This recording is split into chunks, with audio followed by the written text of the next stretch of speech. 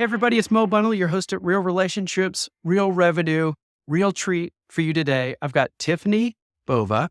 Tiffani has written a couple amazing books, Growth IQ, Product Placement, if you haven't seen this, and your new one, The Experience Mindset. Tiffani is a senior leader at Salesforce, and boy, does that do some neat things. It lets her do cutting edge research that nobody else can have access to.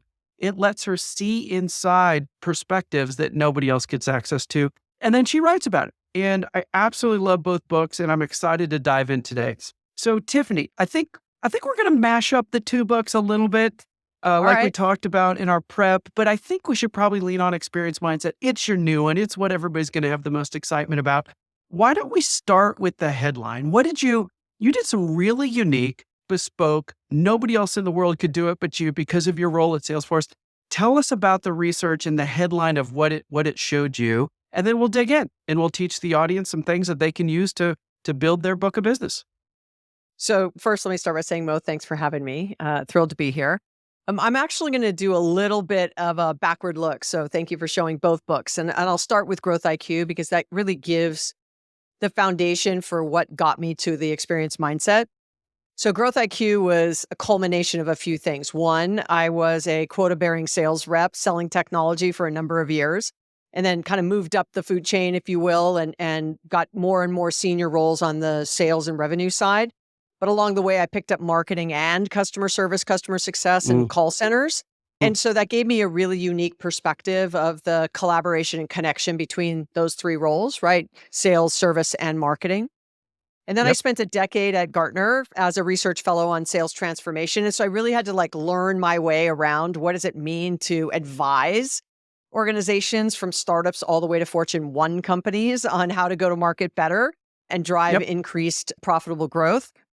And through that 25 years of time, if you will, I thought I kind of understood what are the growth levers most companies would use. So the very first growth lever path in Growth IQ was customer experience. And then there were 9 other paths, which we don't need to go into all of them. But the first path was customer experience. In a 60,000 word book, I think I mentioned employee a handful of times. Let's just say 100 words that I gave sort of focus and props to the role that employees play on delivering those compelling experiences or actually being the people who sell or develop products or all the strategies I sort of outlined in Growth IQ. And when I joined Salesforce, now it's been a little more than 7 years, it really gave me an inside view into the power of culture and the environment for employees on the way in which we deliver upon our core promise as an organization.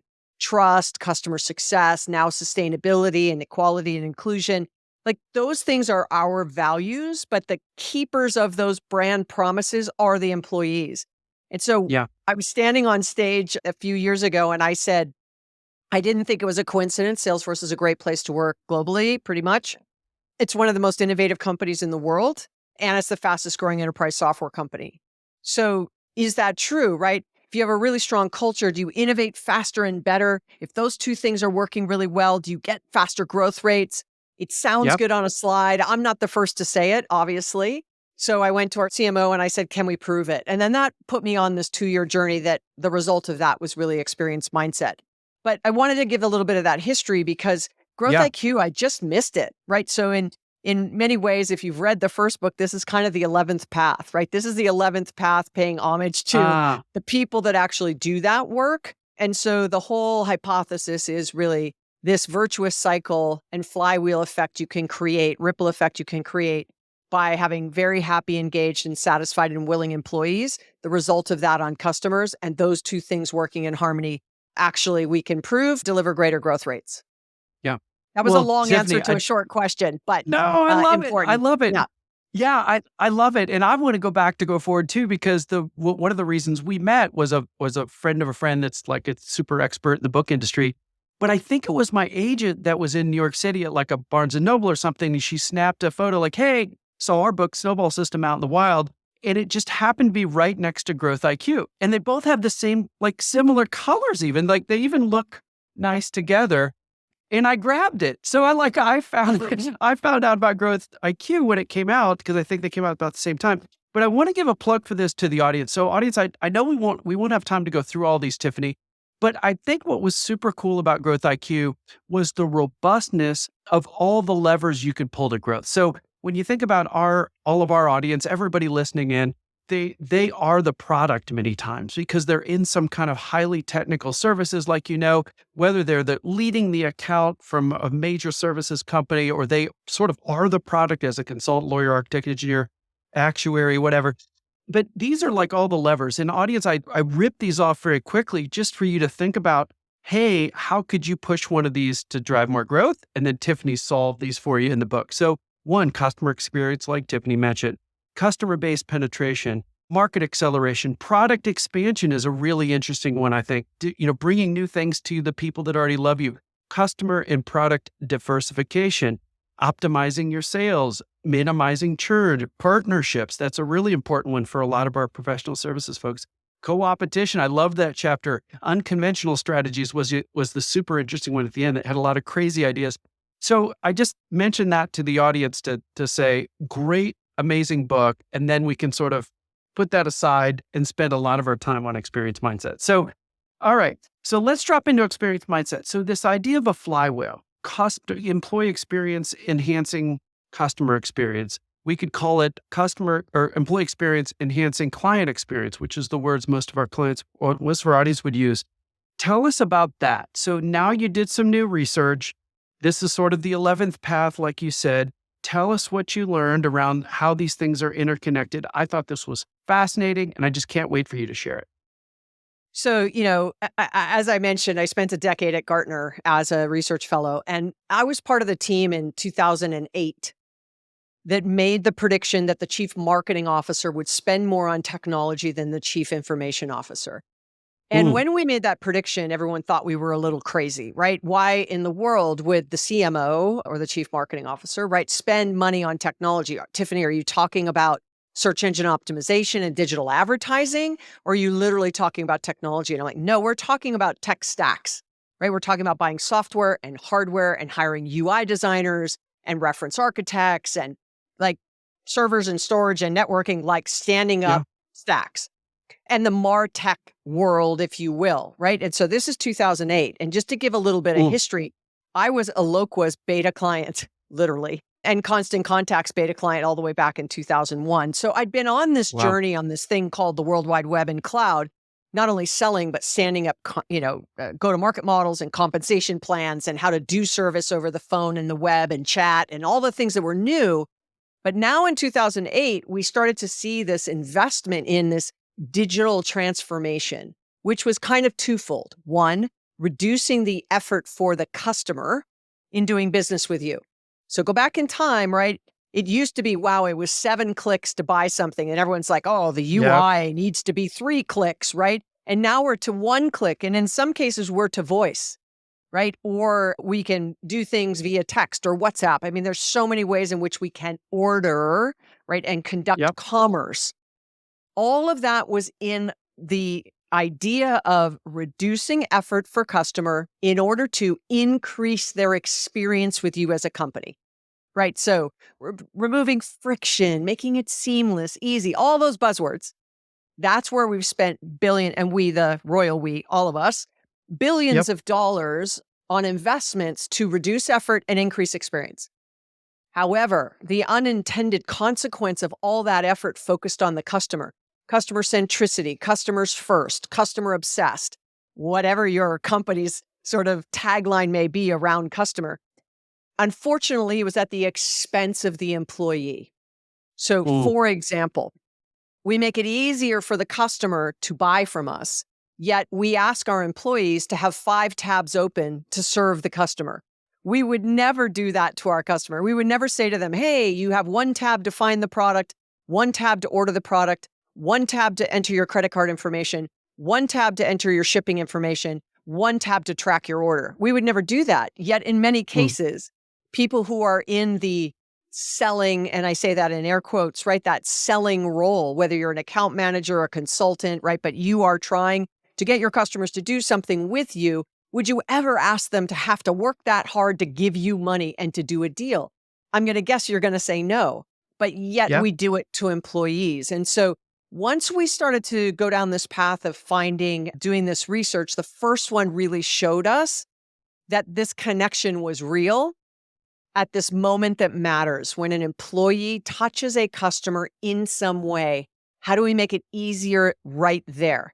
This is not about, in full transparency, I am not a people culture expert. I am not. I'm a growth, go-to-market, sales, marketing, customer service expert. So that the moment that matters may be, someone who designs a UI on a website or, creates the AI, the bot or the FAQs. Like that is still moment that matters, right? Are they writing Yep. with a bias? Are they being short and curt? Are they directing people to the right places? Are links broken? Like something that simple, or packaging, Yep. or, the information they share. So those moments that matter means that we had to pay more attention to the employee. And unfortunately, in the second and third study, we really realized that companies are falling woefully short on that employee experience as they have been focusing in on the customer. Well, and you shared some data too around how these things are interconnected. That by enhancing the employee experience, the client, if we call it client, customer experience gets enhanced too. Share a little bit more about that, because our audience is so brainy. That data is really powerful, and I think it'd be interesting just to share some stats of what you discovered. So the first one, the study was US only, publicly traded companies. And we did that for a very specific reason. We wanted to get publicly available information like Yep. Glassdoor ratings or NPS scores, revenue, churn, also, churn not only on customers, but also retention on employees. Like anything we could get our hands on, it had to be publicly traded, because then we could get our hands on the data, which is why we started with public Yep. companies and US only. And what we found was companies that focused on employee experience we saw a lift in customer experience KPIs. So, wow, their employee experience was high. And lo and behold, we could track back multiple quarters and then see their customer experience almost following a quarter or two behind. And then we did the same on customer experience, and we found the same thing on the employee side. We saw a slight lift in the KPIs for employee experience. And I'm doing this Yep. from memory. One of them was 1.3 times, and one of them was like 1.4 times. I just don't remember which was which. No, So there was a I little have bit of these all information. tabbed, but I think those are exact numbers. Yeah, keep going. Yep. But when companies got them both right, we saw a 1.8 times faster growth rate for companies. There you So go. for a $1 billion brand, it was a $40 million impact. Now, if you're listening to this and you're like, we're a $2 million company, it's not relevant for us. You can do the math on that. It still has impact. And by the way, I'm not saying Oh yeah. invest in anything new. This is just optimize what you currently have for the Yeah. employee and for the customer, right? So I'm not saying you have to spend all this money. It may be fix broken processes, or, integrate disparate applications, or get teams collaborating, or train them on how to use something, right? It could be something like that. So that it's not that it's $0, but it could be time and fixing things dollars versus hard costs and going out and getting new technology, if you Yep. will. And by the way, it's not that if you're doing one E or C well and the other one not well, you're not growing.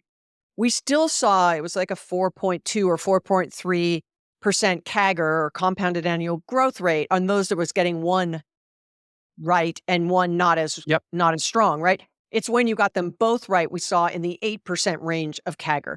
So it Yeah. was significant. That got us interested enough that we said, we want to understand what are the actual pieces and parts of employee experience that will have the greatest impact on customer, right? Not all things Yeah. employee, but at that moment that matters. And that's where it really got interesting.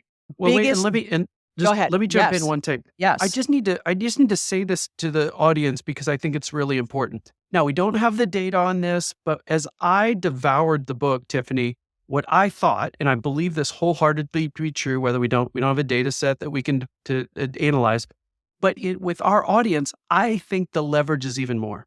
And the reason I say that is because that first study had all this publicly available data, and it's all kinds of different products and services and all these things. Yeah. But in our audience, generally the person listening and watching right now is the product. Because whether you're the account manager at some service-based company, we know from asking the people that evaluate and put the work out to bid, does the account manager matter? They go, oh yeah, when the door's shut and the pitch is over, the first question the client asks is, can we have that person as the account manager? The person that's the leader matters even many times as much or more than the product itself. Then if you think about professional services, the other half of our audience that's listening, they literally are the product. They're leading it. It's their expertise that is the advice and the guidance. So as I devoured the book, Tiffani, my thinking was, if the employee is the product, I'm guessing this flywheel would be even more leveraged, because if your employees are really excited and engaged in their work, they're likely to give better client service. Thoughts? So we have a stat out of Salesforce, a report called The Connected Customer. We have a new one coming out in a couple of weeks that said 88% of customers feel that the experience they get with a company is as important as its products and services. 88% of customers believe the experience they Yes. have is as important. Yes. We thought that was going to hit 100% by 2025 because of the pandemic. The new study coming out, it actually dips a little bit because I think, especially now with what's going on in the economy, we're seeing a little more pressure on pricing and sensitivity around that. So maybe they're like, look, price matters more right now, or availability of products or things like that. But in the whole grand scheme of things, it's still in the 80% range. So the experience that they're having, and so experience, while I understand the people are the products in some of these cases, according to what you just said, Mo, and the audience that's listening, that I would say that person, that human, they are the keepers of the company's brand promise. Like when push comes to shove, it's not the PowerPoint presentation that shows up when the customer has a problem. It's not the tagline. It's not the value statement. It's not the executive team most of the time, right? It is an individual. And so this was really about, how do we enable, empower, and create a satisfied working constituency, right? That is collaborating and working together towards a common goal. That is where that experience happens. Because I said it pretty quickly at the beginning, but if you are a product manager, if you are the product, right? In that case, that moment that matters is everything, right? The slide presentation you give to talk about it, the readout you do every month, is it comprehensive? The value you bring every time you show up, are you anticipating their needs? Is it predictive? Is it relevant? Is it personalized? Kind of all the terms we would use in customer experience. It's the same for employees. So for a company, are they delivering great experiences to their employees, right? If you're going to train me as an individual contributor, do you know what I do? Do you know what I've done? Do you know what accounts I'm on? So create a personalized training curriculum for me, not a blanket one that the whole company has to take outside of the obvious ones that everyone has to take. Do you understand the tools I need to use, or what I do every day and all day? Or am I just part of this massive bucket? You're not paying attention to me. So the whole point here would be, how do you create a mindset, an experience mindset, that if you are going to do things for customers, to take a beat and pause and make sure that you're doing something similar for your employees. And where employees feel the greatest disconnect and the greatest gap between what executives think is happening and what the employees thinks is happening is technology. And so I'll give you a couple stats, and then I know you'll want to dig in. But 52% of the C-suite, 52% of the C-suite believe the technology they're providing is working efficiently and effectively. 52%, which means 48% believe it isn't working efficiently and effectively. But 52%, of the C-suite. Only 32% of the general employee base, agrees with that statement. So already we have a 20-point delta between what the C-suite thinks is happening as it relates to technology and growth, because this is about what challenges does the company face as it relates to growth. So specifically about growth, remember, I'm very narrow on that topic. Here it is. Here's the sort of clincher, right? Here is the Achilles heel. Here is the linchpin on this. Only 20% of customer-facing employees agree that the technology that is provided to them allows them to collaborate effectively, work efficiently, be productive. So I'm going to guess this audience, most of you would identify as customer facing. And so, All you of them. may or Yeah. may not That's agree why with they're this, here. right? And Yep. so look at the delta now. Now you're at 32% delta between sort of what the C-suite thinks and what customer facing thinks. So technology is just really overcomplicating things and making it much more complex for employees where we're just not doing that to Yep. customers. Well, I do want to, you predicted well. I do want to dig in on this. Yeah, because when you think about our audience and you think specifically, we use the word client, the client facing roles and the client facing technology, somebody's super busy. They're delivering on some, they're juggling 12 different projects at once. They're worried about winning the next one. So they're delivering these 12 and they're worried about winning the next three. They're going to pitch next Thursday. They've got 7 ideas that they haven't even taken to their client yet that they want to because they know they need their help, but they haven't had time to proactively go out and reach out to it. And they're trying to remember the kids' names of the CEO that they call on. Like, so what are the ways that you found or what the research shows around taking the technology that helps client-facing roles succeed and do their job? If I think of like Salesforce or CRMs, how do I manage the work that's almost won? How do I create demand for the work that's going to be won?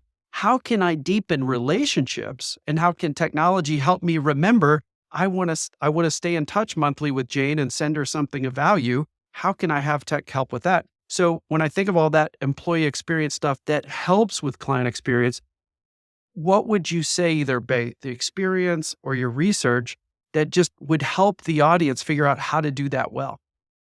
I would ask you to have what we call a beginner's mind. Many people who have been doing what they're doing for long periods of time have something called an expert's mind, which is, I know how to do this. I've been doing it for 15 years. I'm hyper successful. Like I hit my quota, or my client or, customer satisfaction scores are high. My projects are on time. Like my Yep. clients are referenceable, like all those things. Like you're nailing it. Right. And so you just go, I found that interesting, Mo. Tiffani, what she was saying was kind of interesting, but I'm good, right? I'm growing. Or I'm a company, I'm a CEO, I'm a leader, and my division or my company is growing. And in some ways, you get complacent, right? Success is a lousy teacher. That's a Bill Gates quote. Another one is growth and comfort never coexist. And that's a Ginny Mm. Rometty quote, the former chairperson and CEO of IBM. And this is a growth and comfort. I need you to be uncomfortable. If you're comfortable every day in what you do, you're not stretching yourself to try new things. And so technology, unfortunately, has been this input mechanism. If it's not Ooh, in Salesforce, it doesn't count. Like Salesforce is not yeah. just a contact manager and a scheduling assistant. And, it's a very expensive contact manager if that's all you're using it for, or a forecast and pipeline, manager, also a very expensive tool for that. It is really, as more and more power happens at automation and AI and now GPT and a lot of the things we're and others are doing, this is where CRM has to be viewed as an output mechanism. Like, what value is it giving you? How can we reduce the amount that you have to do as a human in order to interact with the CRM? So, for example, is it recording your conversation and then it transcribes it in a massive unstructured data? And then it's really using large language models to then comb through and say, here are the 3 suggested to-dos from that call. Or we listened to the call and you, Miss Salesperson Tiffani, you talked 27 minutes of the 30 minutes of the conversation with the client. Here are some ways in which we can help you be better at asking better questions or listening. Or is it something else, right? Using the technology to coach, using the Yep. technology to look for those signals and patterns, give suggestions. So when you send out that email or do follow up, that you're leveraging the technology. So let's go back to my comment about beginner's mind. That Yep. requires behavior change. That Yep. requires relinquishing some of what you've done and done successfully over, some of you, decades, and saying, I'm going to rely more on technology to do what used to be in my head. Well, we now know, from CEB research or Gartner now at this point, research that, some 60, 70% of the buyer journey is done long before they ever reach out to a company. So if you only show up with the basics, you've failed at being someone who's showing up with value. I believe that the organizations that will win in the future, and specifically a client manager or an account manager or a salesperson or a marketer or field service or service person, the ones that are going to win in the future are going to be those that use technology better than their competition. Full Ooh, stop. Because selling against a seasoned seller, you're both seasoned, you've both been doing this a long time. What's going to differentiate you? Like, you better show up with more value-based, more insights, more personalization, more anticipation, right? Using that technology in new ways. That will require all of us to really invest in reskilling. yeah, that's great. And I was trying to figure out how to drive that to some kind of practical action. So I'll suggest something, Tiffany, but you probably have a better idea. but but here it is. So audience, think about this. Technology is changing so quickly that I think the problem with most people is they don't even know a thing exists yet. So I think one practical action you could do, based on what Tiffany's call to action was right there, is get your team in a room and say, what do we wish we could do? So a high-end expert's going to go to Chicago and have a meeting in a month on a Wednesday. They've got one slot on Tuesday night they can have dinner and offer that to a client or a prospect. Figuring out who's in that one slot is really important. So an idea that the team might have is, how could we use that technology to optimize who we're going to try to have dinner with? Because we know where they live, where they might be, who else is at the conference 2 days later, things like that. The large language model that you just mentioned is important. We've worked with hundreds of clients. Very, very few actually look at their marketing automation software to see who's opening up the emails of content, the helpful content that they're spending so much time writing a client alert about. And then they view the publishing of the content as the finish line instead of the starting line. No, how can we take the next couple months and figure out who's actually opening that up? And lo and behold, 12 people at this perfect prospect are actually reading that. Maybe we ought to call them up and offer what we would call a give to get in our vernacular, Tiffany, a little 1-hour discussion on how the new regulations are going to impact them in the healthcare industry or whatever. So I just comment on this idea of it. If somebody could, if people would get in their room and just think for 45 minutes on what do we wish existed around tech, and then go search for it, because it probably exists and you don't know it yet. I think what most people do is, hey, my cousin told me about some tech, maybe you ought to use it. They do it the reverse version. I think we ought to figure out, what do we want, and then build it or see if it exists, as opposed to randomly stumble into technology. Anyway, your thoughts on my little rant there. So I'd say that is absolutely the optimized sales path and growth IQ. It basically gives you a roadmap on a couple of things. One, I'd say, if you're listening to this and you have a sales ops organization or a rev ops organization, have them Yep. analyze the sales stack so you know what you have and what capabilities you have. Yep. And then Yep. look for ways to streamline that, integrate that. The average, or the enterprise, has an average of 1,062 unique applications. One more time. The enterprise has an average of 1,062 applications. Only 26 or 27% of those applications are actually integrated. So I'm going to guess that's a lot of time wasted, right? Flipping Yeah. between the different tabs, as I talked about a little while ago. So optimizing what you have now, understanding what you have, integrating what you have, eliminating what you no longer use, fix broken processes, eliminate that friction in it. So for example, like maybe 3 years ago, I needed to go get approval for a discount of 5%. Just right. But Yep. now the standard is I don't need to do it until 10%. But in the system, it's still 5%. So Mm. even though it's changed to 10%, the system's not changed. So it didn't really help me. So I'm still having to overcome that 5%. And why not just make it 10% in the system? Well, because no one went, hey, we're going to change it to 10%. Go fix it in the system. Yep. So I would say to you, doing an inventory, understanding what you have. Are you maximizing everything you already have? Integrating what you already have, eliminating broken processes, right? And unnecessary processes, and Yep. trying to streamline what you've already invested in instead of going, what do we need? Look at what you Yep. have.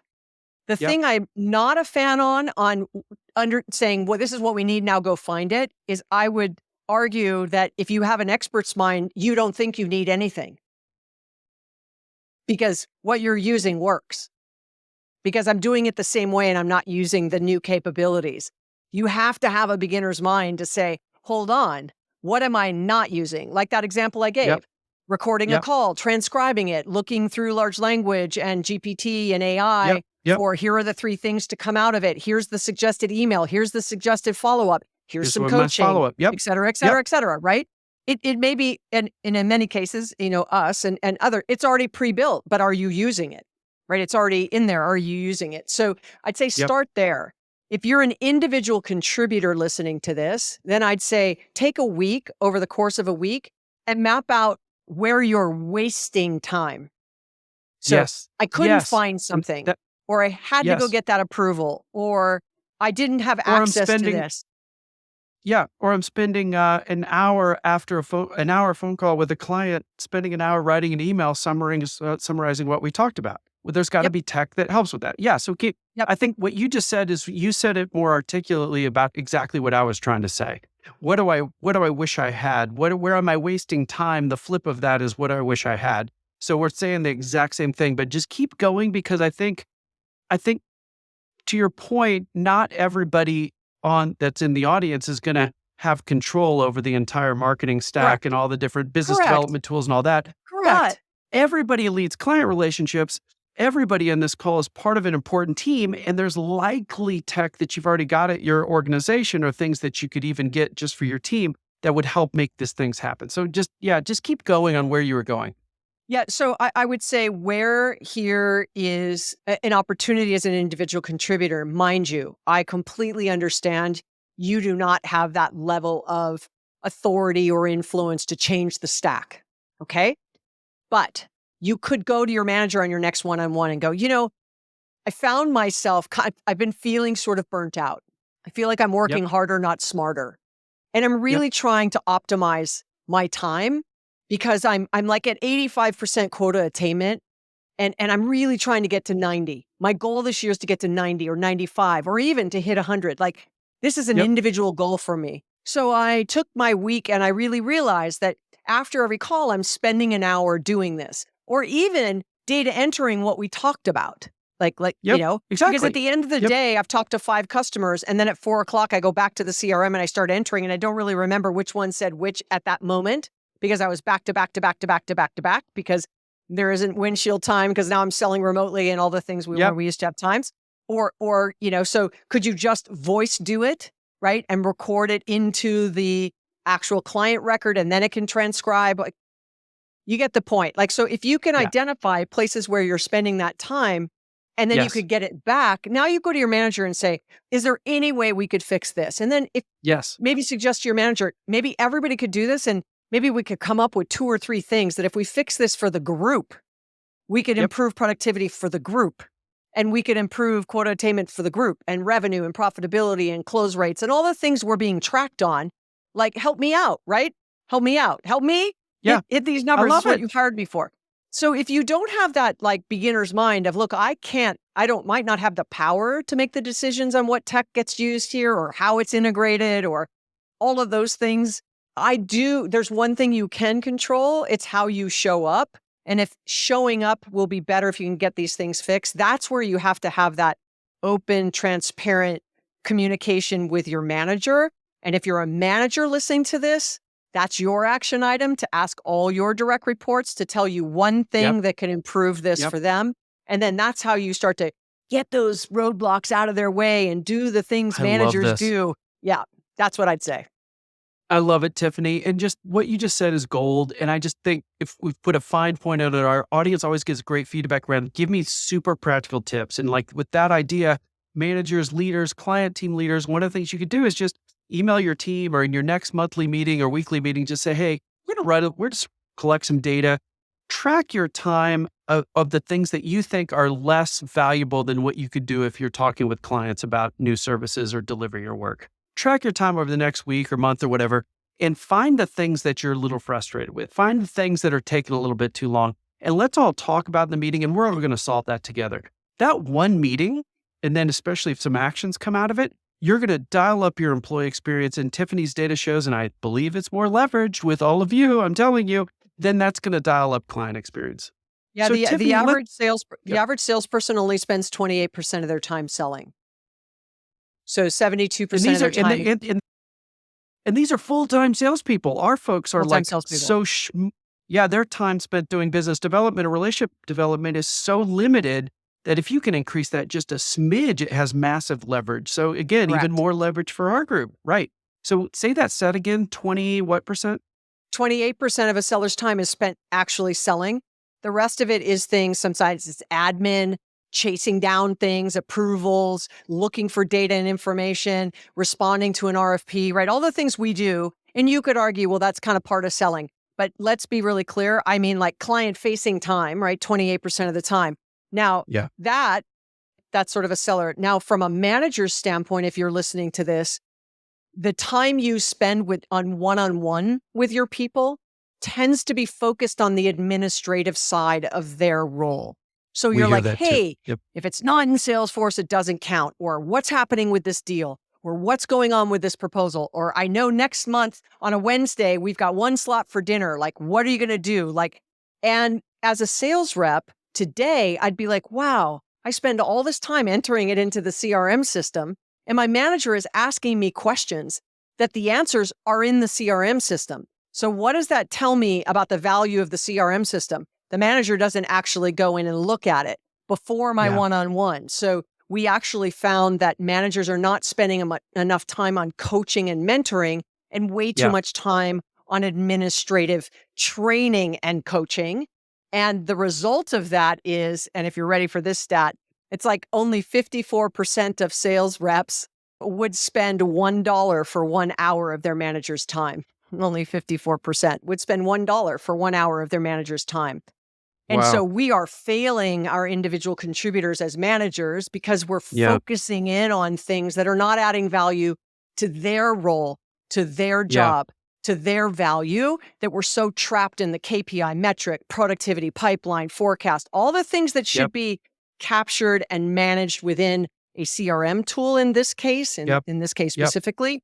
And so leveraging the tool better requires managers to have that beginner's mind. Am I using it effectively? Am I coaching and mentoring, or am I spending way too much time on administrative stuff and not actually Yep. saying to someone, have you tried using this transcription and large language and allowing the analytics to give you Yep. the 3? Have you tried it? Let's try it. Bring one back. Let's work on it together. And it'll be Yep. ugly the first Real time, the coaching. second time, the third time, but it's all about trying new things.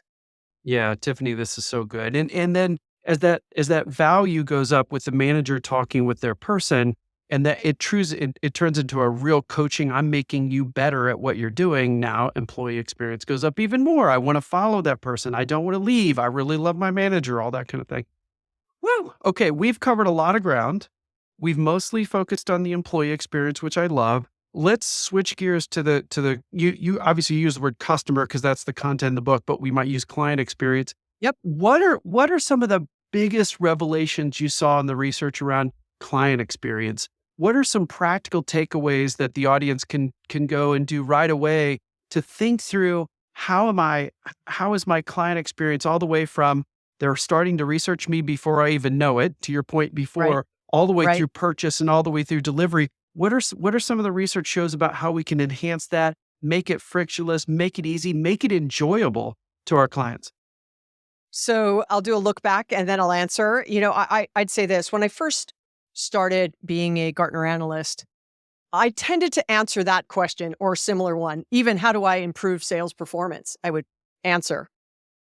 And I was probably doing a little bit of a disservice. Kind of year 3, 4, I started realizing that's probably not the best thing to do. So I'm actually going to answer your question with a question. Mm. Usually when I get asked a question like that, I will come back and I will say, I need the context of your current customer experience strategy.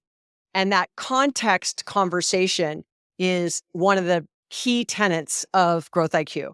You have to understand context, you have to understand the growth paths, and then you have to sequence them in the right order. That's sort of the framework of Growth Mhm. IQ. So in this Yep. case, I'd say, what is the context of your current customer experience strategy? What KPIs are you using? What are customers saying about your product, your service, your company, your brand, whatever it might be? What do you use? Do you have a customer advisory board? Have you journey mapped what your customers have to do with your brand in order to find out about you, order from you, get service from you, they need help, whatever it might be? So I start to ask back questions. And very quickly, depending on how mature they are on their customer experience or client experience journey, and by the way, customer, client, patient,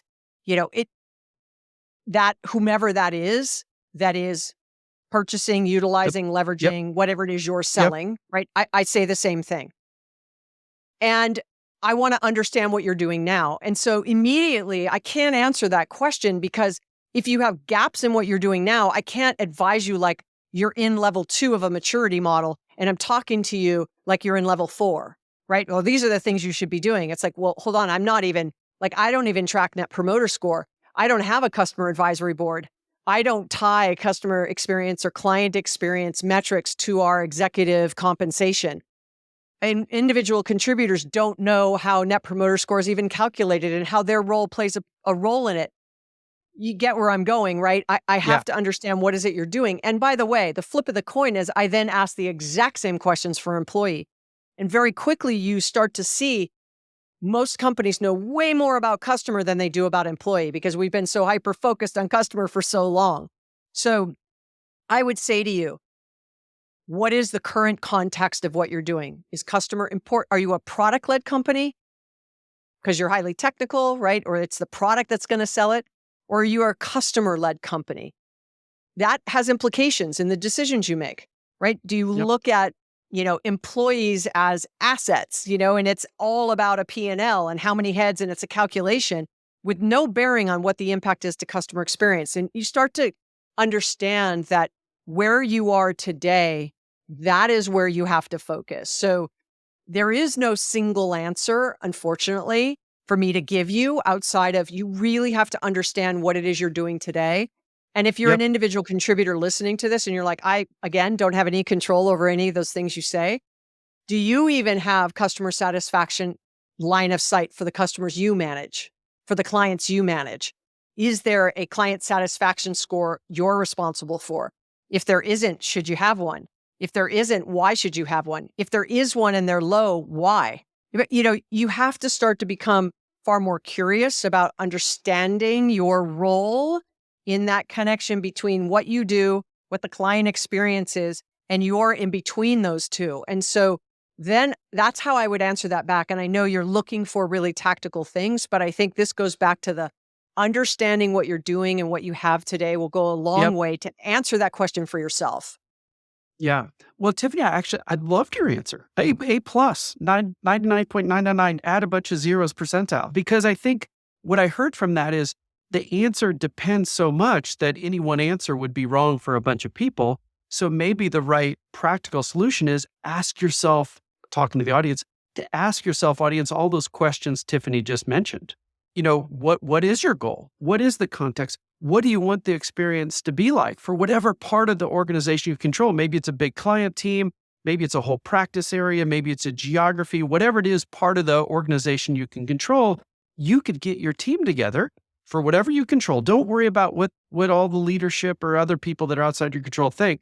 Figure out, get your team together for what you do control and say, what do we want our client experience to look like, onboarding through delivery and afterwards?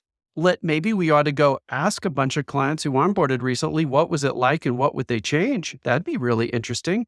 Are there some measures we can track? You mentioned net promoter score, others, what are client engaged, all kinds of other things. And just having a conversation about that might spawn a whole bunch of really cool priorities that would fall out of it and let you improve. But I think, Tiffany, to your point, you want to ask the right questions first instead of just like bolting to what the survey says. Is that right? That is absolutely correct. And I think that you nailed it, right? It is have your own team client advisory board. Ooh, Ask I love clients, it. I love it. and Yeah. then really uncover and even customers deals you lost. Why? Yeah. Or look in your client base. Wow, we're really strong in these 3 verticals, but these 2 verticals Yes. we're really weak in. Why are we weak in these 2 verticals? Well, Yeah. and I'm making this up, right? I'm just making this up. Well, those 2 verticals we're really weak in are really highly regulated. Maybe our Yep. messaging isn't resonating with highly regulated industries. So we should say it's HIPAA. We should say it's this or it's that, right? Around highly regulated. And so it could be a very small edit to make sure the messaging aligns with different verticals. And so you, once again, now, if you're an individual contributor, the problem is you are held to going out there and driving revenue and, and not only meeting with prospective clients, but closing them and then managing it and then, onboarding them. And then, so where do you spend your time? Wow, I have 3 clients that are onboarding all at the same time. I have no time to do anything that Mo and Tiffani just said. Like, I'm tapped out, right? I have 0 time. And so then that's why understanding where are you spending your time. So are you tapped out because you're just busy? You're not working smart, you're just working harder. Yes. And so it's all these little things. And that's why I said, I started with my answer here a few minutes ago around having that beginner's mind, right? Being curious, being willing to disrupt the way you do things. If you're comfortable every single day that you've always done it this way and you've been successful doing it this way, it's kind of boring, right? Like, I want to go out there and try things and fail miserably and learn and then get really good at it. And then, know that when I show up, that I'm showing up in a much better competitive set. It's all that training we do before we show up for the match, right? It's like, it's all this stuff that happens beforehand. How can you be better at that? Yep. Tiffani, this has been so valuable. And I think what's neat about the way I know you're doing a little bit different here on the show than maybe most podcasts, but I really appreciate how you're applying everything to matter who the listener is. Because we have so many listeners that are managing directors, CEOs, they run in the entire organization. We have people that run entire geographies or entire practice areas. But everybody on this show, and I'm talking to you, audience, everybody on this show, you lead client relationships. And that means you've got a team internally and you've got a client externally. And you can look at these two things and figure out, how can I make them better? And to Tiffani's point before, if you optimize both, you're going to have on the employee experience and the client experience, you're going to have a leveraged impact by asking these really fundamental questions and finding ways to improve. So, Tiffani, so one do you thing mind I just want to say one thing, Mo. Yeah. I just want to say one thing. If you are running a division, a region, you're a CEO, I want you to just binge watch 3 or 4 undercover bosses in the US and realize that's not who you want to be. So the challenge is, as executives get higher and they have more and more responsibility, they get further and further away from that individual contributor. So you're not actually using the technology they're using. You're not actually having to follow the processes they're following. Yeah. You're getting a readout. You're getting a single pane of glass every week on the health and the status of the business. But you're not seeing in the trenches what it looks like to actually be an employee, sit in the call center, go on a sales call, try to actually use the technology you've spent all this money deploying. And don't do it as an executive, do it as an employee. And it will go a long way to build trust and transparency and C-suite alignment and accountability, which, by the way, in Experience Mindset, were the key parts of the employee experience that they were starving for from the executive layer of the business. So if you can show up and manage by wandering around, which is very Tom Peters from In Search of Excellence, which is a book from the 80s, and he wrote the foreword of my book. Brilliant. I would say that as a leader, don't get so far away that you're so removed from what people are having to do and the decisions that you've made in the 4 walls of your office, off a spreadsheet with the CFO, strictly by a cost analysis. The implications of that may be magnified at the individual layer. So the higher you get, don't get lazy, right? The lower the individual contributor, the lower you are, the problem is you don't have influence. The higher you are, you have a ton of influence and no line of sight. So it has to come together. And the place that happens is usually the layer of middle management that's squeezed between the two, squeezed between executives, squeezed between individual contributor. They are the gladiators of your business. So that's what I'd say to those that have big sphere of control, P&L influence. You even have more responsibility on making sure that these two things, EX and CX, are working more harmoniously together. Yeah. It's worthy of pursuit and priority. And by the way, props for the phrase, don't look through a single pane of glass. If you don't mind, I'm stealing that. That was brilliant. That got a high blue circle around it. I love turns of phrase, and that one's awesome. Okay, now I want to transition to some rapid fire questions at the end. All righty. And these are about you. You're creating amazing content. People are going to they want to know how, Tiffani, how are you doing it? So 4 questions at the end. First one, how the heck do you keep learning? It's clear there's like this massive database in your brain. How do you keep learning personally? It's my job. So it's a little different, right? I'm the chief growth evangelist at Salesforce. So my job is this. I am constantly looking. 95% of my time is external with clients and customers Ooh, and the market at large, looking for trends, looking for signals. So I'm consuming content all day long and having conversations with companies and customers and executives all day long. I mean, it's just where I spend my time. So I get the freedom to be able to consume it all and sort of come up with my yeah, own opinion. You may not have that full-time capability, but I would tell you if you don't, I would challenge you to take a half hour a day every day, listen to a yeah, podcast like this, read a book, read a magazine, watch a TED Talk, something every day, running, jogging when you're driving to work, whatever it is, so that you can keep your mind fresh on new ways of thinking. And don't just listen to things that are going to validate what you already think. Listen to yeah. things that will stretch you. So that's how I do it. I love it. Okay, next one, second of these last 4. What are lies you see people telling themselves that get in their own way? That they're really self-aware. So Ooh, So I have a friend, Tasha Yurick, who is an expert on self-awareness. And her research literally shows that I think it's like 85% of people believe that they're very self-aware, but in reality, only 15 to 20% of people are really self-aware, which means 80% of us are lying to ourselves. And I put myself in that camp, by the way, because she has a little like questionnaire on her website, an assessment to see how self-aware you were. And so I took the assessment and then we walked through it for a half an hour and I thought I was more self-aware than I actually am. So I would say that's a big one because you may believe that how you say things, how it's perceived, your attention, your wow. agenda, all those things are very well understood and they may not be, and it may be getting in Yeah, your way. Yep. that's brilliant. And then that just implies getting lots of feedback, asking for it, being open to it, to get digging in, It's finding out what it hard. really means. It's hard. So Yeah. much, so much. All right, third of these last 4, how do you personally keep going, especially when you have a setback?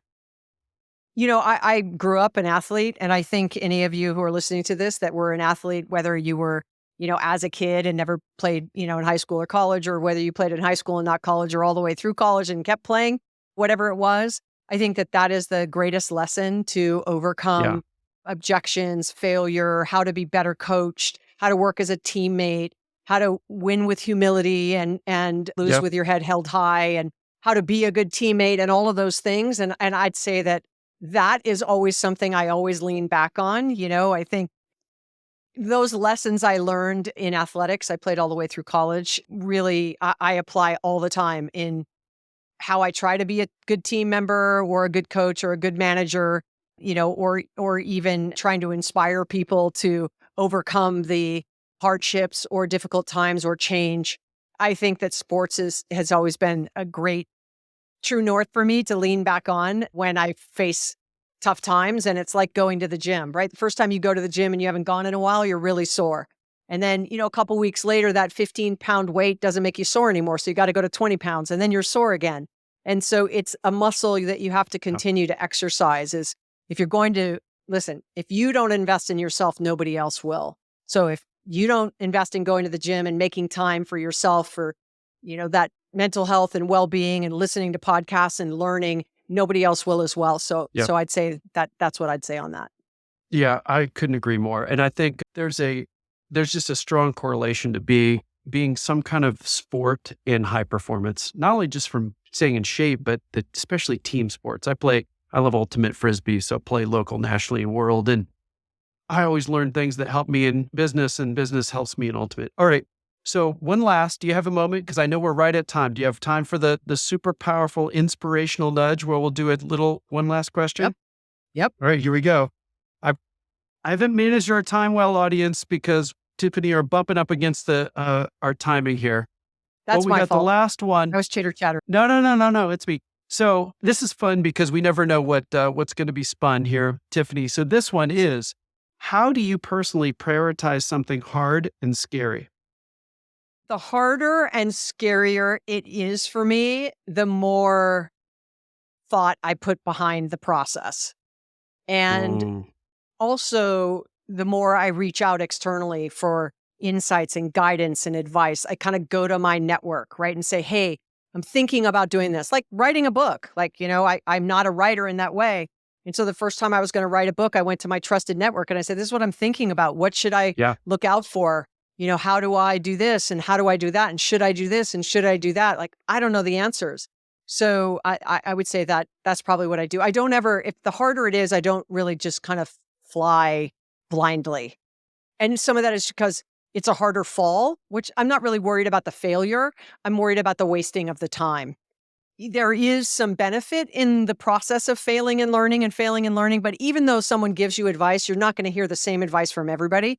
Now you got to Yeah. take all that advice and sort of aggregate it into something that works for you, and then you will fail, and then you will learn, and then you will fail. But do I have to start all the way at 0 and fail, or can I get to 3 and start failing to 10, right? I would take the first 3 steps, getting advice, then starting from 0.